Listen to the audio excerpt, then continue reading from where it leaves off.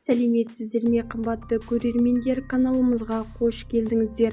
Әлемдегі және Қазақстандағы жаңалықтарды алғашқылар қатарынан біле отырғыңыз келсе, арнадағы подписация және бір ғана лайктемелерін баса отыруды ұмытпаңыздар.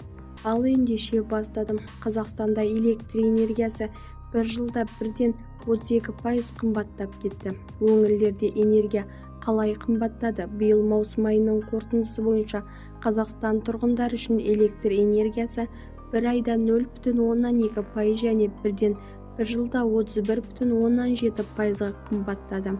Ай сайынғы қымбатшылыққа кінәлі өңір Батыс Қазақстан облысы болып отыр. Онда барлық тариф 7,9%-ға өскен, ал басқа өңірлерде тариф өткен ай деңгейінде қалды. Жылдық динамикада тарифтер 2023 жылы маусым деңгейінде қалған. Ұлытау облысын қоспағанда елдің барлық өңірінде қымбаттау байқалды. Бізді тамашалауда жалғастырыңыздар. Сау саламатта болыңыздар.